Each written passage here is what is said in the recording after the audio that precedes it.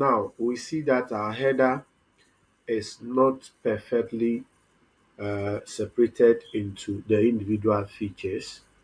So you click on the cell A1, which contains the header, and then we go to data, scroll down to where you have split text to column, and then there is a dialog box over here say detect automatically. So in there, when you click on it, you have semicolon. Now you see that the other comments are being separated, but the semicolon is still pending. So let's choose semicolon, and then here we are. The header is perfectly separated into the individual features for us. Okay, so we are done with that. Now, because it is a data set that we have just imported, we might have to introduce a new feature to enable us count if all our um, columns or rows have showed up perfectly as it's supposed to be. So we are going to introduce a new feature here which we call the value count. So value count. Now we want to count each of the rows to see if they are up to uh, the number. We are supposed to have about 16 columns, which means that each row should have about 16 cells.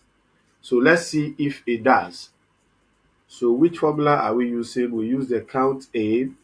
So you put in your equal sign, which is your function reference, and then you have your count A, select count A, because you want to count its whether it contains a text or a number. So here we are. So now you want to count, so click on the next cell, which is in P2, and then hold shift and control.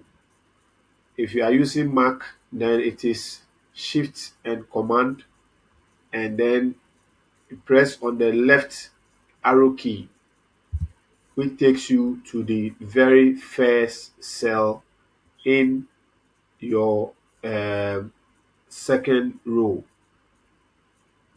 Now click enter, and then you have it here. So it shows you that the first row is made up of 16 cells, or if you like, 16 columns. Now, Google Sheets is already suggesting if you want to autofill the rest with the same formula or function. So I will choose yes here, and then you can see all of it is showing here. Now, if you scroll down, you will see that some of the cells, or sorry, the rows are counting maybe 15 instead of all counting 16.